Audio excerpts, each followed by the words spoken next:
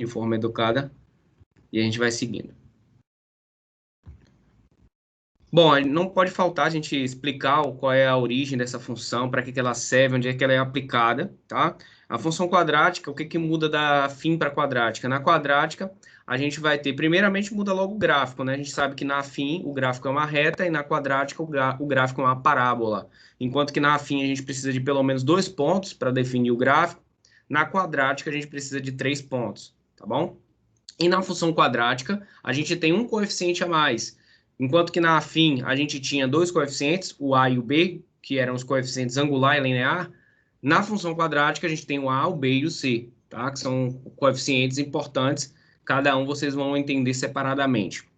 Então a função quadrática ela está envolvida em diversos cálculos, cálculos estruturais, cálculos de área, cálculos de erro, tá? Cálculos de trajetória de projéteis, que inclusive a gente vai estudar lá na física, que é quando a gente está estudando o lançamento oblíquo.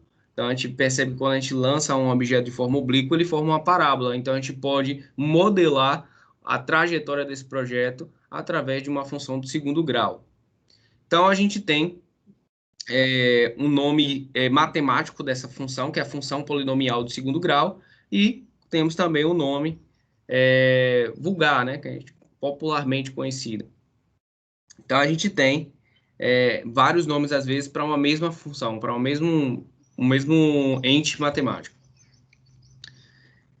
Definição da função do segundo grau, né? Uma aplicação ou relação f de r em r recebe o nome de função quadrática ou do segundo grau, quando associa a cada x pertencente a r, ou seja, números reais, o elemento ax ao quadrado mais bx mais c, tá? Pertencente a r, onde a diferente de zero. Então, aqui tem um pertencente a R, não existe esse Dzinho aí, tá bom? Então, quando a gente fala, né, da função do segundo grau, a gente tem que lembrar que a lei de formação genérica, a gente já sabe que é a lei de formação, que a gente estudou na semana passada, a lei de formação genérica, né, por que o nome genérico? Porque aqui ela está definida através de letras, mas quando a gente for pegar um exemplo, isso aqui vai ser números, né, tudo bem. Então, f de x igual a x ao quadrado mais bx mais c. Obviamente que o a tem que ser diferente de zero. Por que, obviamente, professor? Porque se o a for igual a zero, significa que isso daqui vai zerar. E se esse termo que a gente chama de termo dominante zerar, eu vou ter uma função, obviamente, do primeiro grau, bx mais c. Tá bom? Características do gráfico da função do segundo grau. Característica principal é que ele é uma parábola, ele é um paraboloide. Essa função do segundo grau, ela tem essa forma de parábola justamente por conta do termo dominante, ax ao quadrado. Perceba que está elevado ao quadrado. Se está elevado ao quadrado, você vai ter imagens especulares. Como assim, professor, imagens especulares? Simples. Vamos supor que a sua função seja uma função do segundo grau, f de x igual a x ao quadrado, a mais simples que existe. F de x igual a x ao quadrado é uma função do segundo grau, f de x igual a x ao quadrado, onde a é igual a 1, b e c são iguais a zero. Então, se você pegar o valor para x igual a menos 2, você vai pegar menos 2 elevado ao quadrado, dá 4. Se você pegar o valor de x igual a 2, vai dar 2 elevado ao quadrado igual a 4. Então, você vai ter menos 2, um valor para x, que vai dar 4. E você vai ter mais 2, o valor para x, que vai dar 4 também. Então, o que acontece? Na função do segundo grau, é permitido que você tenha uma mesma imagem para dois diferentes domínios. Então, eu tenho o domínio menos 2 e tenho o domínio 2. E esses dois domínios, que são números diferentes, menos 2 e 2, vão gerar uma imagem igual, o que vai gerar o que a gente chama da característica especular do gráfico da função do segundo grau. Tá bom? Para mais vocês aprofundarem o assunto disso, se quiserem, se forem curiosos, vocês podem pegar o livro do James Stewart, Cálculo A, ou pegar o livro também do Leitor Rude, que também é um bom livro para vocês revisarem tudo isso aqui que a gente já está dando. Como eu falei, a primeira unidade de cálculo diferencial integral 1 é apenas uma revisão, tá? Para a gente aquecer os motores, para quando a gente entrar em limites, e entrar em derivados, e entrar em integral, um pouquinho de integral, a gente não ficar boiando. Então, corram atrás. Quem está se sentindo tem um pouquinho de dificuldade, porque tem o ensino médio um pouco defasado, corre atrás, galera. Dá tempo. Vai no YouTube. Se não conseguiu resolver as atividades que estão lá no AVA, se não está conseguindo resolver as atividades que estão no Faça Valer a Pena, é um sinal de alerta. Aí você pode se esmerar um pouquinho mais e estudar com mais afinco que vocês chegam lá, tá bom? Eu estou aqui também para estar ajudando. Então, galera, tem alguns elementos, né, da função quadrática do gráfico, como, por exemplo, toda parábola, quando ela é construída, ela vai iniciar de um ponto mais alto, vai descer até um ponto mínimo e depois subir. Ou vir de um ponto mais baixo e até um ponto máximo e depois descer. Então, a gente vai ter ponto mínimo e, se for o contrário, a gente vai ter ponto máximo. Então, esse ponto mínimo e ponto máximo é o que a gente chama de vértice. É a coordenada, é o par ordenado, vão ser dois valores, um valor para x e um valor para y, onde você vai ter o vértice. O vértice é exatamente onde você muda o sinal da sua função. Como assim o sinal? Porque você está vindo aqui, daqui a pouco ela está decrescente. Daqui a pouco ela muda o comportamento dela e vira crescente. Então, o vértice é exatamente o ponto onde você tem a transformação de uma característica do estudo do fenômeno, onde o fenômeno passa de ser decrescente para crescente ou de crescente para decrescente. Então, tem bastante estudo em cima das funções do primeiro grau. Obviamente, não vamos nos debruçar em todos, né? Mas o que for dando, eu vou falando, vocês vão captando. E o que for de muito importante, eu falo. Para, galera, copia, porque isso é importante. Tá bom? Gente, como é que se esboça o gráfico de uma função do segundo grau? O que eu falei na aula passada? Na aula passada, eu deixei bem claro que qualquer função, eu posso achar o gráfico dela, determinar o gráfico dela da mesma forma, que é através daquela tabelinha de 3 colunas, onde eu tenho a primeira coluna, o domínio, que são os valores que eu vou atribuir para x, a segunda coluna, a lei de formação, tá? E a terceira coluna, o valor do par ordenado, ou seja, x e y. Então, são 3 colunas. Vamos observar esse exemplo aqui que vocês vão relembrar. Esboce o gráfico da função f de x igual a x ao quadrado menos 4x mais 5. Como eu falei, a forma da tabela de 3 colunas é a forma genérica. Obviamente que quando você vai avançando nos estudos das funções, você vai encontrando modos mais simples de descobrir o gráfico de uma função, mais rápidos, tá?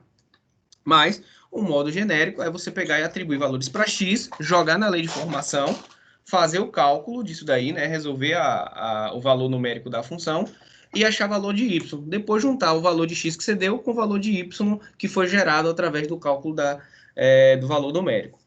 Então mostra aí, professor, para a gente. Tá aí. Como eu falei, a tabelinha 3 colunas, a lei de formação, não canso de dizer, ó, o nome lei de formação é essa daqui, tá? F de x igual a x ao quadrado menos 4x mais 5. Professor, então, já ajuda a gente aí a entender quais são os coeficientes. Aproveita aí, óbvio. Vamos aproveitar logo essa chance. Quem é o coeficiente A dessa função aqui? Agora vocês respondem, tá bom? Quem é o coeficiente A que faz parte do termo dominante? Um positivo. Um positivo. O coeficiente B Menos 4. e o C? 5 positivo. Beleza, vou aproveitar para também dizer algumas coisas importantes sobre cada coeficiente. O coeficiente A, ele é o termo dominante. Obviamente, ele vai indicar algumas questões em relação ao gráfico, a gente vai ver daqui a pouco, como índice de curvatura da parábola, né? E vai identificar também, dependendo se ele for positivo ou negativo, qual é o direcionamento da concavidade, se a concavidade é para baixo ou para cima. O coeficiente B, o menos 4, ele está relacionado, vocês vão ver lá na frente, à determinação do vértice, tá? Depois vocês vão ver os cálculos para a determinação do vértice. Vocês vão ver lá que quando você pega menos B dividido por 2A, você encontra uma das coordenadas do vértice, que é o x do vértice, tá? E o 5, assim como na função do primeiro grau, na função do segundo grau, existe um coeficiente que é chamado, esse daí é o coeficiente independente, lá a gente tem coeficiente angular e linear, aqui a gente tem um coeficiente independente, que é o C, que nesse caso é o 5. Ele demonstra aonde o gráfico passa no eixo Y também, assim como na função do primeiro grau. Beleza, explicado isso daí, né? Sempre bom ter um preâmbulo. Vamos ver como é que foi feito. Foi feito do jeito que a gente viu lá na função do primeiro grau. A gente pega valores. Ah, professor, e esses valores aqui? Esses valores foi dado pela cabeça da pessoa que escreveu o livro. Ah, e pode ser assim, professor, como eu falei lá na aula passada? Pode. Quando não é dado um domínio específico para se substituir, você pode substituir qualquer valor real, porque x pertence a R. Então, você pega lá, bota valores menos 1, 0, 1, 2, 3, 4 e 5. Você diz que isso daqui é o seu domínio. O que é o domínio, professor? Domínio é os números, os elementos numéricos que você escolhe trabalhar dentro de um conjunto maior. Então, o conjunto são os números reais. Qual foram os elementos que você retirou desse conjunto dos elementos reais, dos números reais? Tirei esses aqui, menos 1, 0, 1, 2, 3, 4, 5. Então, eles são esses números compõem o seu domínio. Ah, professor, beleza, entendi. Então, agora, substituindo os valores do domínio na lei de formação, eu gero a minha imagem, não é isso? Pelo que eu lembro, foi isso na aula passada. Exatamente. Então, você pega y igual a f de x, que é igual a x ao quadrado menos 4x mais 5, e vai substituindo cada um desses valores e você vai gerando pares ordenados. Então, quando você substitui menos 1, qual é o valor do resultado? 10. Quando substitui 0, 5. 1, 2, 2, 1. 3, 2, 4, 5, 5, 10. Aí o que é que gera aqui, ó? Um par ordenado. O que é um par ordenado? É um ponto no gráfico. Então você vai pegar todos esses carinhas aqui, ó, da terceira coluna, todos esses pares ordenados, tem 1, 2, 3, 4, 5, 6, 7 pares ordenados, e plotar no seu plano cartesiano. Então você vai lá no seu plano cartesiano, desenha o plano cartesiano, bonitinho, eixo Y, eixo X, e você vai plotar os seus pontos. Primeiro ponto, menos 1, 10, 0, 5. Perceba aqui, ó, que quando x é 0 em um par ordenado, significa que o ponto vai ser em cima do y. Da mesma forma que se eu tiver um y igual a 0, o ponto vai ser em cima do x. Bom? Então, 0, ou menos 1, 10, esse ponto, 0, 5, esse ponto, 1, 2 esse ponto, 2, 1 esse ponto, 3, 2 esse ponto, 4, 5 esse ponto, 5, 10 esse ponto. Aí o que acontece? Depois você plota os pontos, você vai lá, chama seu primo, seu filho de 2, 3 anos de idade e pede para ele ligar os pontos. Aí ele vai pegar a atividadezinha lá da alfabetização e do maternal, ligar os pontos, aí ele mesmo vai gerar a parábola, certo? Ele gerou aqui a parábola, como vocês podem ver, com diversos elementos. Quais são os elementos que a gente pode identificar nessa parábola? Através da parábola, eu posso identificar logo aqui de cara o vértice. O vértice é onde o comportamento da minha função, do fenômeno que eu estou estudando, ele muda. Ele deixa de ser decrescente, ou está decrescendo, decrescendo, decrescendo. Quanto maior os valores de x, eu tenho menores valores de y. Isso daí é uma definição para função decrescente, tá? E aí ele chega aqui no valor, que é o vértice. Do vértice para cima, ou para o lado direito, né? Do vértice para o lado direito, significa que aí eu vou ter quanto maiores os valores de x, maiores os valores de y. Então, isso é uma função crescente. Então, o vértice, qual é o ponto do vértice? 2, 1. Quando x é 2 e y é 1, eu tenho o vértice, eu tenho o ponto onde a gente tem a mudança do comportamento da função. Excelente. Um pouco de estudo de gráfico, né? Então, a gente também tem um eixo de simetria. O que é o eixo de simetria? O eixo de simetria é como se eu achasse um ponto onde eu cortasse aqui e tivesse imagens especulares. Então, meu eixo de simetria aí vai ser a reta x igual a 2. Professor, Pode falar. onde eu tiver sempre o vértice, eu também vou ter o eixo de simetria? Sim, senhor. Pela lógica. Olha o eixo de simetria aqui, ó. É uma reta, certo? Que essa reta em azul que eu botei aí. Vou pintar ela de vermelho para destacar melhor. Acho que azul tá bom mesmo. Encontrei o vermelho ali. Então, é aqui. Peraí. Pronto. Tem aí o eixo de simetria, x igual a 2, que é uma reta que corta e faz a imagem especular. Isso aqui é igual a isso daqui. Se a gente for calcular a área disso aqui, a gente vai calcular a área lá em cálculo 2, né? A área disso aqui é igual à área disso daqui. Beleza, então isso aí é importante. Vocês já sabem como é que plota um gráfico. Não precisa te dizer muito. Como eu falei, a gente já vê o que acontece com o estudo do A, do termo geral dominante. Tem um ax ao quadrado da função do segundo grau. Então, aquele azinho, aquele coeficiente, a gente pode olhar para ele pelo valor dele e determinar se tiver duas funções, por exemplo, tenho duas funções do segundo grau. Uma com 2x ao quadrado e outra com menos 3x ao quadrado. Só de olhar para esse coeficiente, eu já consigo dar algumas informações sobre o gráfico de um em relação ao outro. Por quê? Porque a gente tem algumas definições que são pertinentes. Primeiro, em relação ao sinal. Quando o meu A é positivo, como é a minha concavidade? A minha concavidade é voltada para cima. Então, toda vez que meu A é positivo, a concavidade é voltada para cima. A positivo, ou seja, A maior que zero, concavidade voltada para cima, esse exemplo aqui. A menor que zero, temos o exemplo da concavidade voltada para baixo. O que é a concavidade, pessoal? É essa parte aqui, toda que está aqui dentro. A concavidade é isso daqui, ó. Fica dentro dessa parte aqui. Então, concavidade voltada para cima, A maior que zero. Concavidade voltada para baixo, A menor que zero. Obviamente que se eu tenho um A maior que zero, eu vou ter um ponto mínimo, que é esse ponto aqui, que é um vértice, que vai ser o menor valor que essa função pode assumir. Então, vocês vão ter que se acostumar a, por exemplo, ler questões e saber o que ele está te pedindo. Costumeiramente, uma questão pode te pedir o seguinte: determine o menor valor que essa função pode assumir. Ele está te pedindo o quê, gente? O menor valor que a função está podendo assumir, ele está te pedindo o y do vértice. Nesse caso aqui seria menos 5. Da mesma forma, se ele te pedir, determine o maior valor que essa função pode assumir. Ele está te pedindo isso aqui. Essa função tem como ser maior que isso aqui? Eu tenho como chegar em valores maiores do que isso aqui? Não. Só se eu mudar a minha lei de formação. Mas aí eu estou dentro da lei de formação, então eu não vou mudar aqui. Função x ao quadrado, menos 4x mais 5. Não tem como mudar isso aqui. Isso aqui é um x ao quadrado, tá? Só para deixar claro. Então, é basicamente isso em relação ao sinal e a geração de pontos máximos e pontos mínimos. Em relação ao valor mesmo, ao valor do coeficiente A. Quanto mais próximo de zero for esse valor, mais, vamos dizer assim, espaçada, maior é a concavidade. Perceba aqui, ó. Você sai de A igual a 5, olha como é a concavidade. Ela é bem curvada.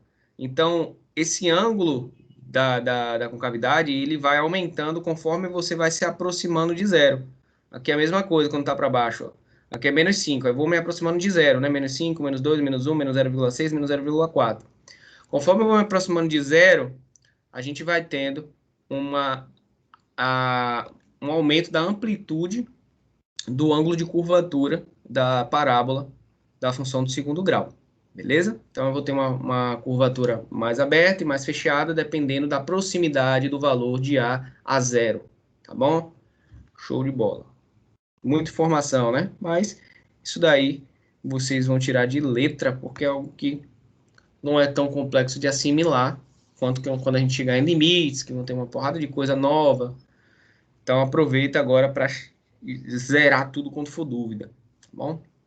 Se o valor de A é positivo, concavidade da parábola voltada para cima. Negativo, voltado para baixo. Observe ainda que em todos os casos, os pontos de coordenada 0,5 pertencem ao gráfico. Aqui isso se deve ao fato de a coeficiente C ser igual a 5. Já falamos disso, né?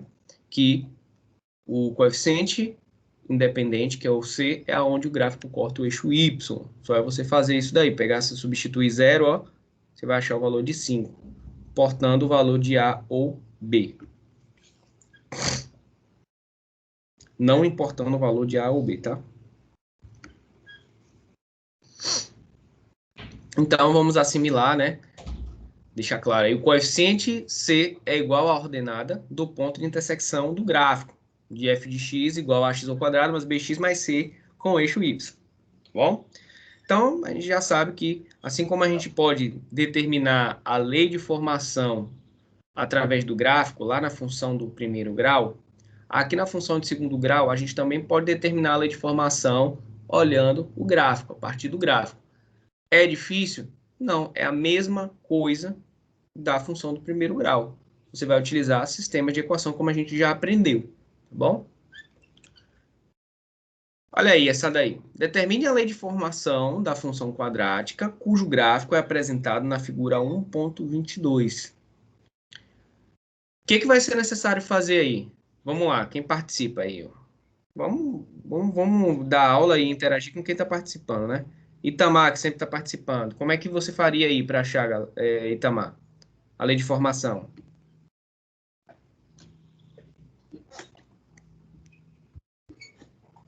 Agora aqui não sei não, professor. O valor de C, professor, é menos 3. Isso. Você já começou com a primeira informação relevante. Beleza. Aí depois...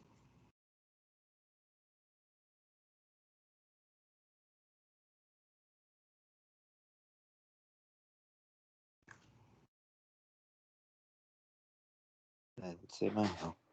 Beleza, tranquilo. Então a gente já sabe um valor, que é menos 3, né? Eu, pelo menos, vou incitar vocês vão me perguntar. Numa função do primeiro grau, numa função do primeiro grau, na lei de formação genérica, a gente tem quantos coeficientes? 2. Muito bem. Então são duas incógnitas, não são? Isso. Para eu determinar essas duas incógnitas, eu preciso de quantas equações? 2? Duas, não é isso? O número de equações tem que ser igual ao número de incógnitas para que eu consiga determinar o valor dessas incógnitas. Na função do segundo grau, são quantas incógnitas que a gente tem? 3? Muito bem, A, B e C. Se eu tenho 3 incógnitas, eu precisaria de quantas equações para resolver isso daí? 3 também? 3 também, não é isso? Só que existe uma informação que é dada no gráfico de um dos coeficientes, sim ou não? Sim. Qual é? É como ele falou agora, eu acho que foi do C, né? O menos 3 que toca no Isso, eixo Y. Eixo perfeito. é 0.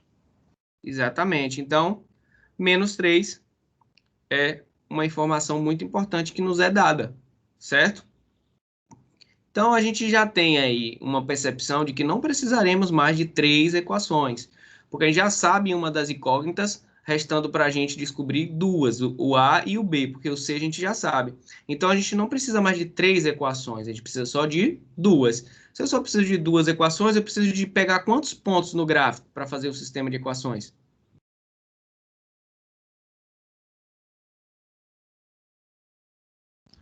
2 pontos? 2 pontos. E eu já ensinei para vocês na aula passada que eu vou pegar sempre aqueles pontos que vão me gerar menores valores, correto? Então é isso aí, gente, que vocês vão observar. Vocês vão observar que um dos coeficientes já é dado, então você só precisa pegar mais 2 pontos para gerar duas equações para conseguir descobrir as duas incógnitas A e B. Tão simples quanto parece. Então, na resolução, observe aqui, ó. Ele fala, observe que o ponto de interseção do gráfico f de x igual a x ao quadrado mais bx mais c, com o eixo y, possui coordenadas 0 e menos 3. Logo, c é igual a menos 3. Foi o que a gente disse aí, o que nosso colega disse. E f de x é igual a x ao quadrado mais bx menos 3. Então, já substituo. No lugar de c, coloco menos 3. Tornando aqui agora uma equação, né, com duas incógnitas, a e b. Além disso, como os pontos de coordenadas 1 e 0 e menos 1 e menos 2 pertencem ao gráfico de f de x, eu posso utilizar eles para gerar cada um deles uma equação. Peguei esse ponto 1 e 0, porque é importante você pegar um ponto que tenha 0, porque ele vai te ajudar no cálculo. Então, x1, o valor de y igual a 0. x menos 1, o valor de y igual a menos 2. Substituo isso nessa lei de formação aqui agora com o menos 3 já. É importante você substituir esses valores já aqui, ó, e não aqui, porque você já descobriu quem é o C. Aí você vem. Isso daqui é quando x é 1, então f de 1, y é igual a 0. Então f de 1 igual a 0 vai ficar a vezes, no lugar de x, ó, eu coloco quem? 1. 1 ao quadrado, mais b vezes, no lugar de x, ó, eu coloco 1 também. 1 menos 3, que é o valor de c. Então você vai ficar com a vezes 1 ao quadrado dá a. B vezes 1 dá b. Então vai ficar a mais b menos 3 igual a 0. Pego esse menos 3 e jogo para o lado direito da igualdade. Então vai ficar a mais b igual a 3. Já tenho minha primeira equação. Pronto, já foi aí 25% da questão. Na linha de baixo, vou pegar esse outro ponto. Então, vou fazer f de menos 1 igual a menos 2. Então, f de menos 1 igual a menos 2. todo lugar que tiver x, aqui e aqui, eu vou substituir por menos 1, e não por menos 2, porque menos 2 é o y. Então, onde tem o x aqui, eu vou substituir por menos 1. Vamos lá, então. A gente pega a vezes menos 1 ao quadrado, mais b vezes menos 1. Menos 3, que é o valor de c que se permanece. Tudo isso igual a menos 2, que é o valor de y. Aí a gente vem resolvendo. A vezes menos 1 ao quadrado. Todo número negativo elevado ao quadrado é o próprio número de forma positiva, né? Todo número 1 elevado ao quadrado, seja negativo ou positivo, vai dar o próprio 1 positivo. Então, a vezes 1 vai dar a, tá aqui.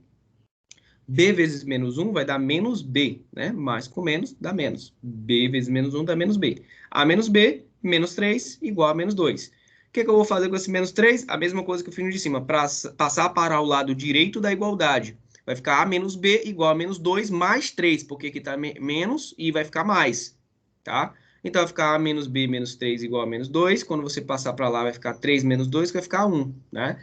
Então, você vai ter essas duas equações. A mais B igual a 3, A menos B igual a 1. Então, A mais B igual a 3, A menos B igual a 1. Simples demais esse sistema de equação, não é, galera? Quando faz assim, ó, ficar esse positivo e esse negativo e é o mesmo valor, é simples demais. Só é cortar esse com esse, não é isso?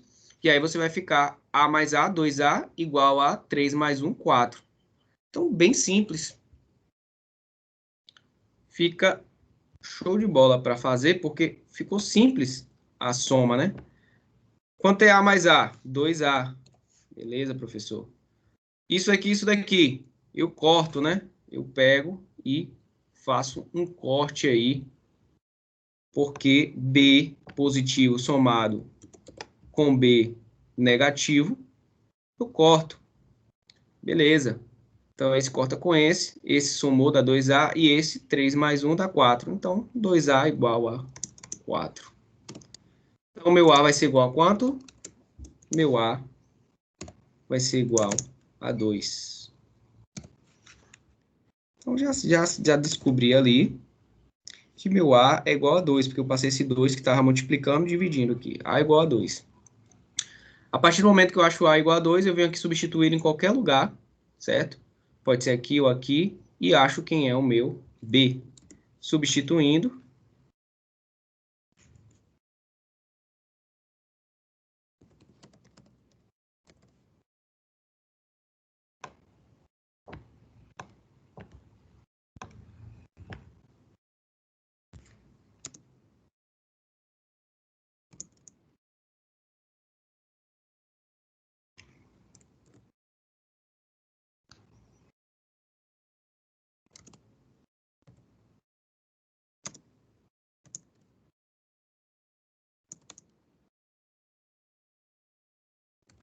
Substituindo A igual a 2, que eu acabei de achar, em A mais B igual a 3, a gente vai ter A, ou 2 mais B igual a 3. Vai ficar B igual a 3 menos 2. Vai gerar B igual a 1. E assim a gente define quem é A. Tá aí o nosso A.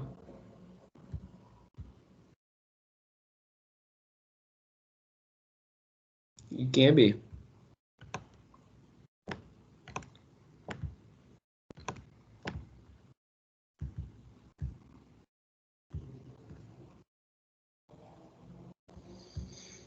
Então, temos A igual a 2, B igual a 1, C igual a menos 3. Então, já descobrimos todos os coeficientes da função do segundo grau. Aí só é montar a lei de formação. A é 2, substitui, fica 2x ao quadrado. B é 1, substitui, não precisa botar 1, né? Fica mais x. E C é menos 3. Aqui foi feito da mesma forma. Somado A mais B mais A menos B igual a 3 mais 1. Foi feito da mesma forma. Exatamente o que a gente fez, 2A igual a 4, A igual a 4 dividido por 2 dá 2, com A igual a 2 obtemos A mais B igual a 3, vai dar 2 mais B, B igual a 1, tá? Mesma coisa que eu fiz aqui, ele fez aqui, só fiz o processo para vocês poderem enxergar. Então, Professor, oi, pode falar. há possibilidade, porque naquele sistema ali ficou o mais e o menos B. a possibilidade de, tipo, não ter como zerar nem A nem B? Tem. É isso que eu tô falando. Lógico que tem. Aí o que que vocês vão fazer? Vocês vão fazer com que zere aplicando álgebra linear. Se isso aqui fosse, por exemplo, 2b, qual era a jogada que se faria? Simples, só você raciocinar. Você quer 2b, eu sei que eu posso multiplicar uma equação toda por um só valor, que ela vai continuar a mesma equação, né? Isso aí chama-se combinação linear. Se isso aqui for 2b, o que que eu tenho que fazer com a de baixo? Você vai me responder Multiplicar também. por quanto? Por 2. Perfeito. Tá respondido. Se aqui for A mais 2B igual a 3, eu vou pegar e multiplicar essa de baixo aqui, ó, vezes 2. E aí vai ficar 2A menos 2B igual a 2. Todo mundo tem que multiplicar por 2 também. Muitos de vocês erram dessa forma. De pegar e multiplicar só esse carinha por 2. Não, se você vai multiplicar, para ter validade, tem que multiplicar a equação toda. E aí você vai descobrir o número que você vai multiplicar baseado nesse daqui, que você tem que cortar. Tá bom? Entendeu? Ok, compreendi. Show de bola. Boa pergunta. Pensando lá no futuro, né? Tá travando demais, irmão. Então, professor, você utilizou o mesmo método da aula passada na função afim, não é isso? Exatamente o mesmo método, porque eu já sabia quem era o coeficiente C. Então, eu saí de 3 incógnitas para 2 incógnitas. Eu fiquei numa mesma situação da função afim, que são 2 incógnitas. Entendeu? Entendi. Professor, rapidinho. Pode falar. O Vai falando aí. senhor, o senhor pegou o ponto 1 e 0 e o menos 1, menos 2. Mas eu poderia pegar qualquer outro ponto, né? Exatamente, qualquer outro ponto. Só que um outro ponto aí, dependendo do ponto que você pegar, facilita ou complica o seu cálculo do sistema de equação. É o que o seu colega acabou de falar. Possa ser que tenha uma, uma situação onde você precise multiplicar ainda por um número para poder cortar depois. Então você tem que ser inteligente no número que você for escolher. Se tiver alguma coisa com zero, é bom. Se tiver alguma coisa com 1 e menos 1, ótimo. Entendi, obrigado, professor. Beleza? Só um segundinho aqui, galera. Deu uma travada aqui. 1 minutinho. Eu resolvo.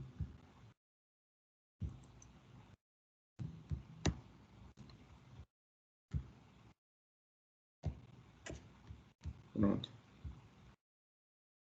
Foi.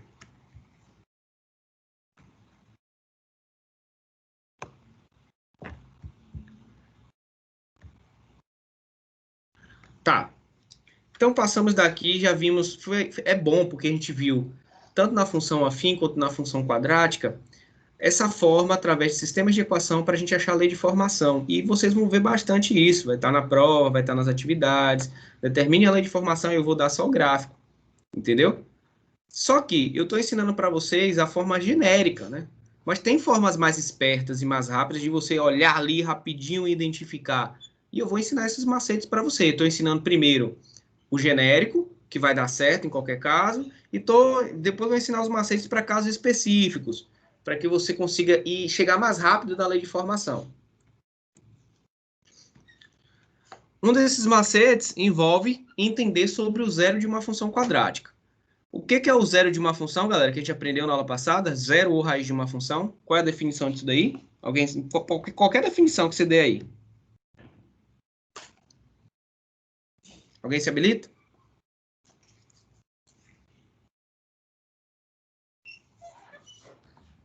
Seria a raiz, não sei, a raiz dos coeficientes. Não, então isso é exatamente o que eu estou te perguntando. O que é o zero ou raiz de uma função? Isso pode ser de qualquer função. O que é isso? Significa o quê? Em termos gráficos. Seria o ponto do eixo X? É o quê? O ponto do eixo X? O ponto do eixo X. Vamos lá. É o ponto que está sobre o eixo X, melhor dizendo, não é isso? Isso. Então, é o valor é o valor do meu domínio, é o valor do meu domínio que gera uma imagem nula. Então, vocês podem definir assim, o que é o zero de uma função quadrática? É o valor do meu domínio, que é o eixo x, né? São os valores de x, que gera uma imagem igual a zero. Isso daí é o zero ou a raiz de uma função. Em termos gráficos, é onde o gráfico corta o eixo x. Ah, então pronto. Então você já sabe que vocês têm que igualar essa função a zero. Só que aí tem um problema. Lá na função do primeiro grau, quando você iguala a função a zero, fica uma equação normal. Você joga quem tem x para um lado, quem não tem x para o outro e resolve ali rapidinho. Não precisa de nada. Você descobre o zero da função rapidamente. Já na função do segundo grau, você tem que utilizar o quê? Como é o nome da fórmula que a gente tem que utilizar? Que vocês sabem?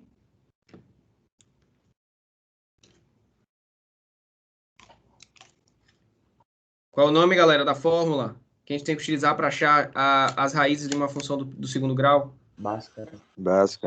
Bhaskara, exatamente. Ai de vocês, alunos de engenharia, que cheguem aqui e ainda não sabem o que é a fórmula de Bhaskara.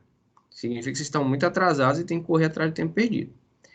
Então, gente, na função do primeiro grau, obviamente, está lá o nome primeiro grau. Então, são quantas raízes? Uma. Ah, entendi, professor. É uma vez que o gráfico corta o eixo x. Função do segundo grau. São duas raízes. Duas vezes o gráfico corta o eixo x. Beleza? Então, função polinomial do primeiro grau, uma vez. Polinomial do segundo grau, duas vezes. Polinomial do terceiro grau, três vezes. E assim vai sucessivamente. Até você pode encontrar várias funções quando vocês chegarem em cálculos mais avançados. Vocês vão ver que existem funções de quarto, quinto, sexto grau. Mas porque a gente está estudando aqui, do primeiro e do segundo grau já está suficiente. Então, a gente já sabe que na função do segundo grau, a gente vai ter uma fórmula de Bhaskara. Daqui a pouco a gente vê a fórmula de Bhaskara. Vamos ver agora as questões de existir raiz ou não existir raiz. Tá? Sempre uma função do segundo grau, ela vai cortar o eixo x?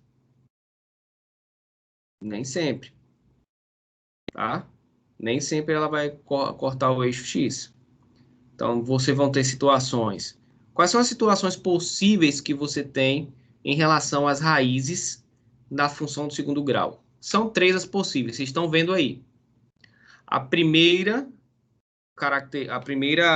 possibilidade é duas raízes, uma, duas, ou uma, duas, se for com cavidade voltada para baixo, com cavidade voltada para cima. Duas raízes reais e distintas. Essa raiz aqui é diferente dessa. Essa raiz aqui é diferente dessa. Então, a primeira possibilidade é você ter duas raízes reais e distintas. Professor, quando é que eu tenho essas duas raízes reais e distintas? Daqui a pouco vocês vão ver que toda vez que o delta da fórmula de Bhaskara for maior que zero, você vai gerar duas raízes reais e distintas. O gráfico vai cortar o eixo x duas vezes. Tá? Então, quando o delta da fórmula de Bhaskara for maior que zero. Segunda possibilidade, tá? Segunda possibilidade. Quando você tem duas raízes reais iguais. Aqui eu tenho distintas, ó. Esse número é diferente desse. Aqui eu tenho duas raízes reais iguais. Mas não é o mesmo número, mas na matemática a gente chama isso de raiz de duplicidade 2. Quando a gente tem aqui dois valores para x, a gente vai achar x' e x duas linhas o mesmo valor. Sei lá, 2 e 2, como está aqui, ou 5 e 5, como está aqui. Acontece. Professor, quando é que acontece isso?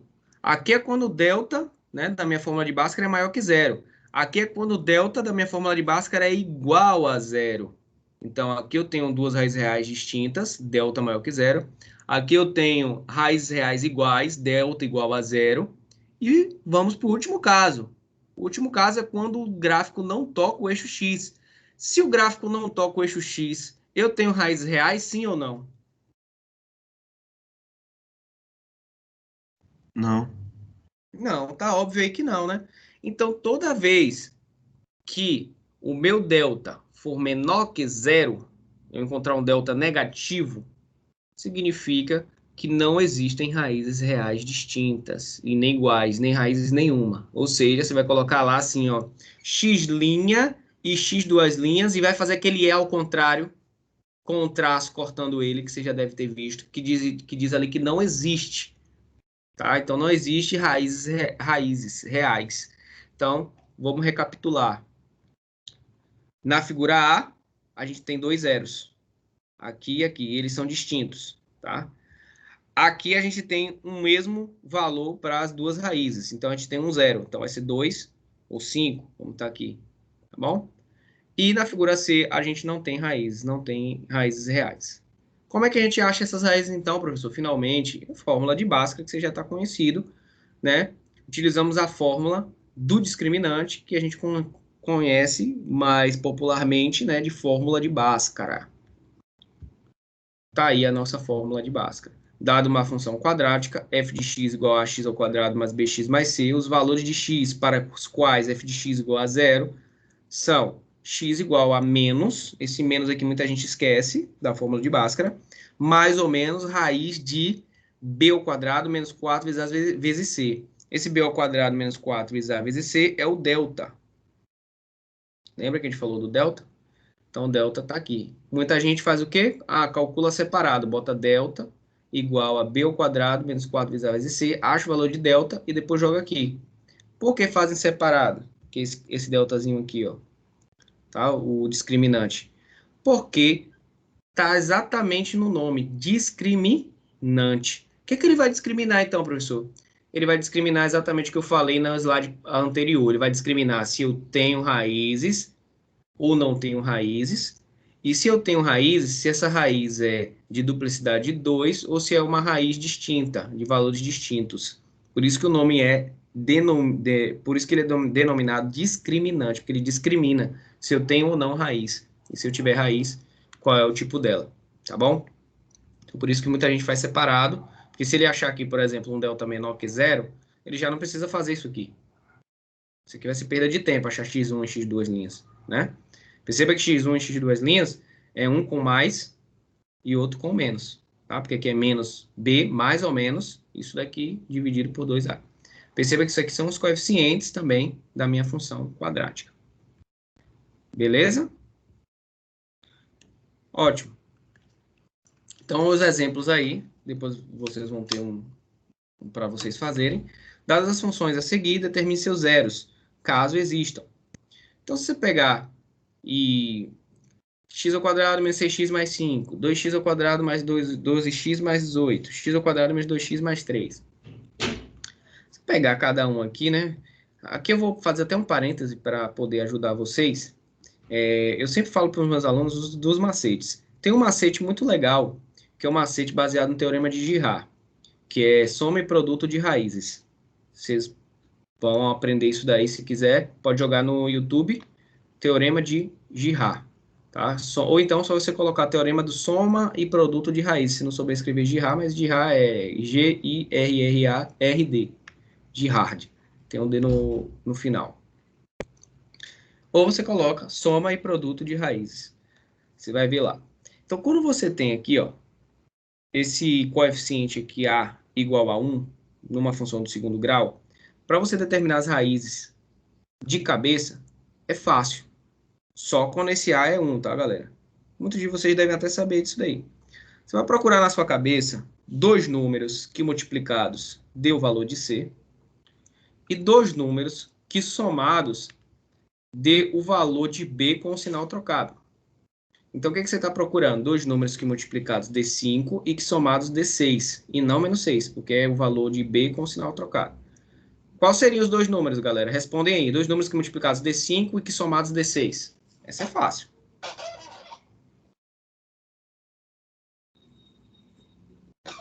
Um e 5. 1 e 5. 1 vezes 5, 5. 1 mais 5, 6.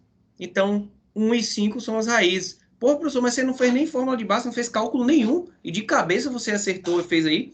É assim que a matemática é. Você aprende a forma genérica. Em alguns casos específicos, você tem como utilizar macetes. Você tem como utilizar atalhos que vão permitir você fazer um cálculo de forma mais rápida. E esse é o primeiro macete que eu ensino para vocês. Toda vez que o coeficiente A for igual a 1, uma função de segundo grau, você pode aplicar o teorema de Girard, soma e produto das raízes. Pensar em dois números que multiplicados deu o valor de C e que somados deu o oposto do valor de B. Então, eu já sei que nessa aqui, sem precisar fazer nada, só de cabeça, dadas as funções seguidas, temos seus zeros. Os zeros das funções são 1 e 5. Existem os zeros, e os zeros são 1 e 5. Então, é uma raiz de duplicidade 2. Desculpa, é uma raiz real e distinta. Tá? Então, vamos conferir se é isso mesmo? Olha lá. X ao quadrado menos 6x mais 5. Para esta função, os coeficientes são... Aí separa os coeficientes, vamos para o método tradicional, né? Aprendemos no macete, vamos no método tradicional. Quem é A? 1. Quem é B? Menos 6. Quem é C? 5. Logo, a discriminante será delta igual a B ao quadrado menos 4 vezes A vezes C. Então, ele vai calcular a discriminante. Discriminante, quem é B? Menos 6. Não esquece nunca do sinal, tá? Menos 6 ao quadrado, menos 4 vezes 1 vezes 5. 1 é A, C é 5. Menos 6 ao quadrado, 36.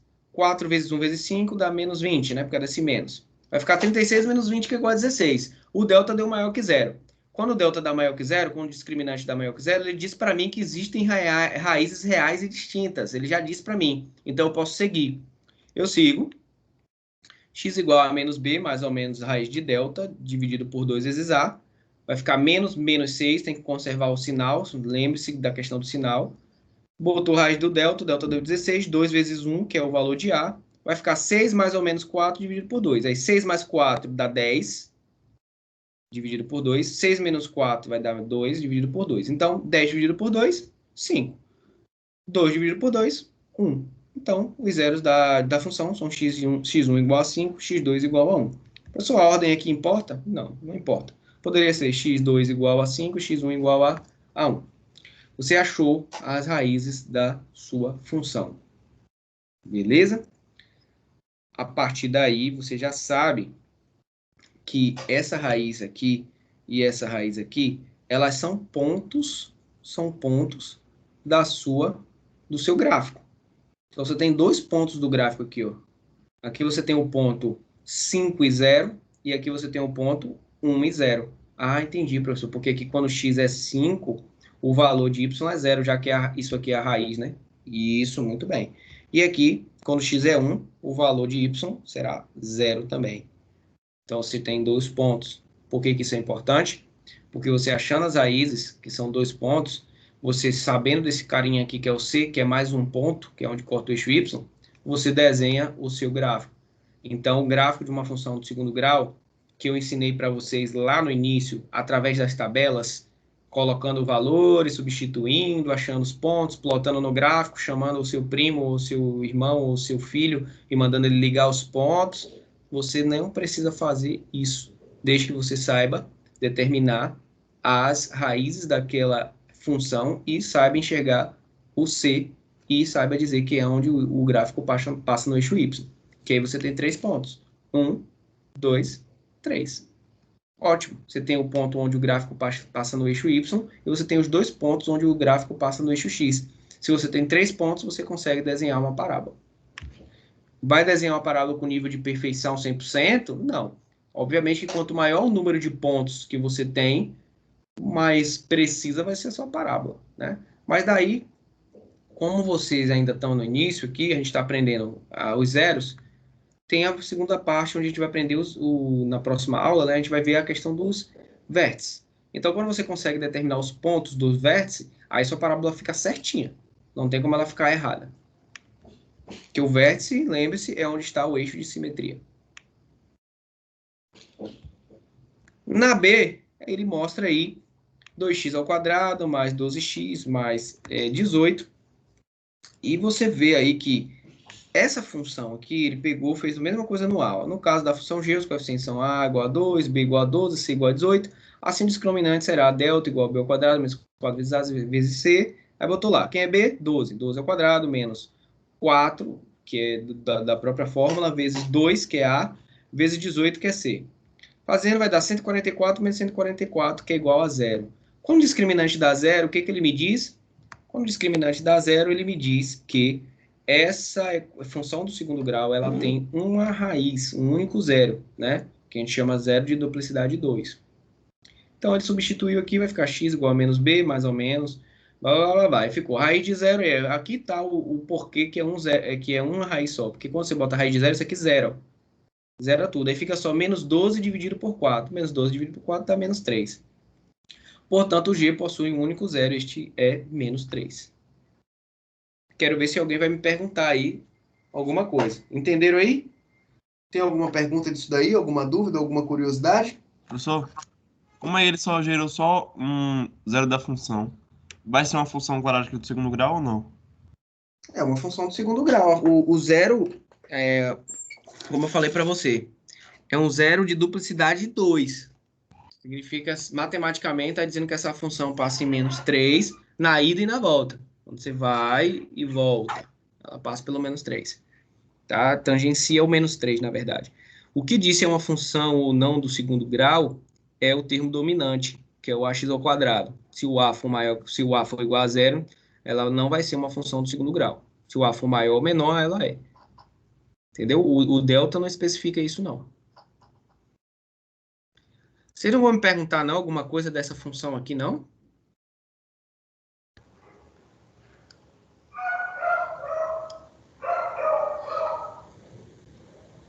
Professor, aí no caso seria, já que deu uma igual a zero, o delta, seria duas raízes do mesmo valor, não é isso? Isso, exatamente. Menos 3 e menos 3. Professor, para determinar uma função, são precisos 3 pontos. Para achar outro ponto, como eu faria aí? O gráfico, não é isso? É, Então, nesse caso, o seu gráfico, tá? Tá vendo aqui, né? Menos 3? Ele vai ser desse tipo aqui. Eu vou voltar para vocês lembrarem, ó. Meu Deus. Aqui. Pra gente lembrar aqui no caso, aqui, ó. Tá vendo? Para eu desenhar isso aqui, eu precisei de quantos pontos? Um ponto e esse ponto. Peguei aqui, ó. Cortei e joguei. Entendeu? entendi. Perceba que o ponto que você acha aqui, esse ponto que eu achei da raiz, ele é ou não é o vértice? A coordenada x do vértice? É ou não é? É, Então, você tem um ponto de vértice aqui, ó. Esse ponto de vértice, naquele caso lá, já sei que o x do vértice e y do vértice, nesse caso, quando o delta é igual a zero, vocês vão entender depois também na fórmula. Quando o delta é igual a zero, o x do vértice, ele é igual à raiz da função, certo? O x do vértice é igual à raiz da função. E o y do vértice, obviamente, vai ser igual a zero. Né? O y do vértice vai ser igual a zero. Mas não se preocupe que essa parte de x do vértice, máximo e mínimo, estudo do sinal de uma função, a gente vai ver tudo na próxima aula. Porque tem que ser separado para não ser um acúmulo muito grande de informação, porque função do segundo grau, ela tem muito estudo. Tá? É uma das funções mais estudadas, inclusive, porque ela faz a referência a diversos fenômenos. Ela e a trigonométrica são as mais estudadas. E a última aqui, beleza, vocês entenderam aqui, ótimo. Ninguém me perguntou, né? Aqui, ó, g de x igual a 2x ao quadrado mais 12x mais 18. Eu poderia dividir isso daqui tudo por 2 e jogar ela aqui para uma concepção para utilizar o teorema de Girard? Poderia. Ah, professor, entendi. Então a gente tem que ser inteligente mesmo e observar cada detalhe, porque eu sou engenheiro, eu estou me formando para ser engenheiro. Essa porra, eu quero ser engenheiro. Se eu quero ser engenheiro, eu tenho que prestar atenção a cada detalhe. Então, se eu vi que isso daqui, isso aqui, tudo é divisível ou é múltiplo de 2, né? Eu posso dividir todo mundo por 2. Dividindo todo mundo por 2, vamos ver se a gente consegue aplicar Girard. Dividindo todo mundo por 2 vai dar 2x ao quadrado, vai ficar x ao quadrado. Mais 12x vai ficar 6x. Mais 18 dividido por 2 dá 9. Pode fazer isso, professor? Pode. A mesma coisa que você fez lá, não tinha um sistema de equação que você me perguntou, não falei que poderia multiplicar por 2, mas tinha que multiplicar todos os termos. Aqui eu também posso dividir por um termo todo mundo, dividir por 2. Então aqui eu fico com x ao quadrado mais 6x mais 9. Aqui eu posso aplicar o teorema de Girard, pensar em dois números que multiplicados dê 9 e que somados dê o oposto de 6, ou seja, menos 6. Quais são esses números? Menos 3 e menos 3 e menos 3. Menos 3 e menos 3. menos 3 e menos 3. Menos 3 vezes menos 3 dá mais 9, que menos com menos dá mais. Menos... Oi? Mas se ficar menos 3 com menos 3, vai dar mais 6 e não vai ser o oposto de 6. Não, gente. Você está confundindo aí jogos de sinais. Quando é na multiplicação, o jogo de sinal é menos com menos, Ah, verdade. entendeu? Na multiplicação, o jogo de Entendi. sinal é menos com menos dá mais. Na soma, você vai fazer menos 3, mais menos 3, vai ficar mais com menos, vai ficar menos 3 dá menos 6. Então, daria sim, você esperto aqui, como você é, o professor está te dando um caminho mais fácil, você tem que se ligar nessas oportunidades. Chegar aqui, ó, aplicando, dividindo, vocês podem fazer isso, gente, na prova. De acordo com o teorema de Girard, podemos utilizar a soma e produto das raízes para determinar as raízes dessa função aqui. Apenas precisamos dividir por 2. Aí divide por 2, acha quem é x linhas, x duas linhas, e não precisa fazer esse cálculo todo. Ok? E a última aqui, x ao quadrado menos 2x mais 3. Perceba agora aqui uma situação muito interessante. Aqui o a é igual a 1, não é? Aqui eu transformei para o a ficar igual a 1, né? Aqui o a já veio igual a 1. Nesse caso aqui, quando o a é igual a 1 e você tenta aplicar Girard e não consegue, duas coisas podem acontecer. Ou as suas raízes não são números inteiros, são números assim 1,6, 1,54, que vai ser difícil de acontecer isso para a gente. Ou não existem raízes reais. Aqui, por exemplo, você vai morrer de pensar aí, ó, mas não vai encontrar dois números que multiplicados d3 e que somados d2. O mínimo que você tem para multiplicar aqui d3 é 1 vezes 3. E 1 mais 3 nunca vai dar 2. É isso? Ou menos 1 vezes menos 3, que vai dar 3, mas menos 1 mais menos 3 vai dar menos 4. Então, não vai ter jeito aqui. Você vai tentar aplicar o teorema de Girard aqui, soma e produto das raízes, mas não vai conseguir nesse caso. Então, tudo indica que o discriminante aqui vai dar menor que zero e você não vai ter raízes. Tá entendendo que eu estou dando só os macetes, só as coisas para você ampliar o seu raciocínio lógico e ter velocidade de resolução para você poder focar em coisas mais importantes do que cálculos simples? Então, você tem lá, para a função h, os coeficientes são 1, menos 2, 3. Com isso, segue que ou que delta é igual a b ao quadrado, menos 4 vezes a vezes c. Substitui, e aí você tem um valor do discriminante igual a menos 8. E a gente já estudou e já sabe que quando o discriminante dá menor que zero, que é nesse caso aqui, a gente não tem raízes reais distintas. E aí ele ainda vai até lá na frente para provar para você. Você joga e aí você vai achar o x igual a menos raiz de menos 8. Raiz de número negativo não pertence aos números reais. Tá? Não pertence aos números reais, então significa que não é um número real. Então não faz sentido para os números reais, em consequência a função h não possui zeros reais. Não possui zeros reais, mas vocês vão ver lá na frente que existem números que a gente pode chamar de números imaginários que podem sim representar as raízes dessa função. Mas aí lá na frente talvez vocês nem estudem isso, porque isso daí é assunto de cálculo 3. E vocês acham que não tem. Só elétrica, se eu não me engano, que tem cálculo 3. Acho que a elétrica tem. Então, galera, acho que deu para entender tudo, né? Então, a gente chega aqui, ó, no exemplo anterior, a função x ao quadrado menos 6x mais 5 possui discriminante positivo. Beleza, então você tem dois zeros.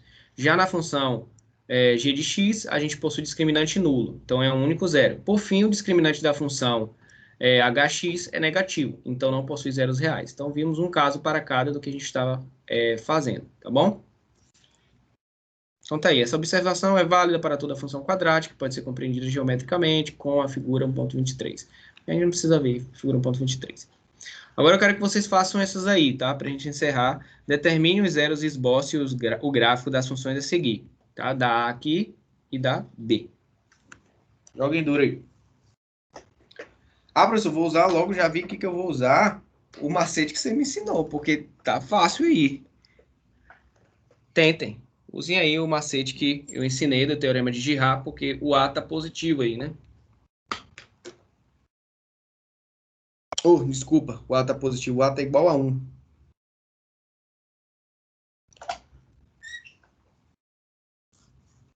Dá para esboçar esse gráfico aí em 2 minutos. Mas vou dar 5 minutos, tá bom? Eu tenho que vou pegar uma água ali. 2 minutinhos para vocês esboçarem. Pode mandar lá no grupo do cálculo o gráfico que vocês fizeram. Viu? Vou estar aguardando.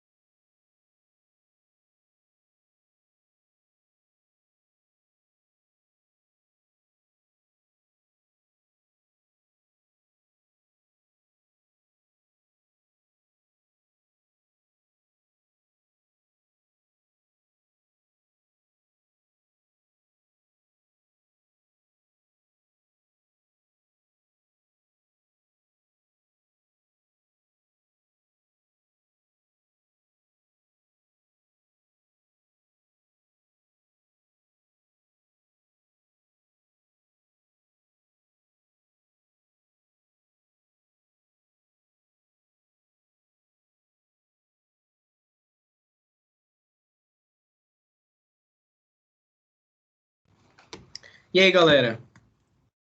Facinho, né? Mandaram aqui para mim o gráfico, mas não botaram os valores, gente. Alguém mandou o gráfico aqui para mim, você tem que plotar os valores no gráfico, gente. Tá bom? Senão o gráfico pode ser tá passando em qualquer número aqui. Tem que colocar as raízes aí. Acho que não sei se foi a Paloma que mandou aqui, mas se alguém mandou aí, tem que prestar atenção em como Só receber no grupo, professor? Tô recebendo aqui. Tamar mandou aqui menos 2 e 6. Ou, desculpa, 2 e 2 e 6. 6. Senão não dá certo. 2 e 6. Tá certo. Agora o segundo aí deu um valor inexato. Com vírgula. Isso. Tá E a certo. raiz foi 84. Aí eu botei uma aproximação aí. Tá certo também. É isso que vocês têm que entender. Nem sempre o valor da raiz vai dar um valor exato. Tá? Se for tentar aplicar de raiz, você vai ver que você não vai conseguir um valor exato. Entendeu? Tá certo. A e B certinho, viu, Itamar? Parabéns. Só dá uma melhorada nesse desenho do gráfico, mas depois vocês vão aprender a como desenhar na segunda aula, na aula de amanhã, ou de amanhã, desculpa, da semana que vem, vocês vão ter mais bases para desenhar perfeitamente um gráfico do segundo grau, um gráfico da função do segundo grau. Por quê? Porque vocês vão entender já o que é o x, o y do vértice, o eixo de simetria, vocês vão desenhar a parábola perfeitamente correta, certo? Vou dar umas dicas também da questão do dimensionamento do gráfico, qual o tamanho que você deve colocar do eixo Y, o tamanho que você deve colocar do eixo X, tudo isso é importante também. Aqui mesmo, dou logo a dica. Aqui não é 12, se isso aqui é 12 e aqui é menos 12, você já sabe que o eixo Y tem que ser um pouco grandinho, né? Então tem que ser grande aí o eixo Y para você poder fazer os traçozinhos ali bem dimensionados para você ter um gráfico bonito e uniforme. Eu quero saber se vocês tiveram alguma dúvida, se restou algum ponto de esclarecimento na aula, que se não tiver, a gente vai poder encerrar e vocês resolverem os faça valer a pena aqui, ó. Vão fazendo os faça valer a pena depois das aulas, viu, gente? Para ficar fresco. Faz o faça valer a pena depois das aulas, fica bem fresquinho. Aí vocês já guardam e me manda tudo junto. Tem gente ainda que está me mandando o faça valer a pena diariamente. Eu já falei para mandar tudo junto. Se você quiser me mandar diariamente, faça logo todos os 4 da unidade 1 e me mande, aí beleza. Porque você tem que mandar, lembre-se que eu falei, tem que mandar com o nome parcial, avaliação parcial 1, né? Que é como eu vou identificar aí o seu nome completo. Deixa eu ver aqui, Patrick. Tá certo, Patrick. Muito bem, ficou até um desenho bom. Boa, aqui também tá certo. O do Gabriel Marques. Jeanzinho. Tá certo também. Pronto, vocês entenderam, galera. Que bom. Tô feliz que vocês estão acompanhando.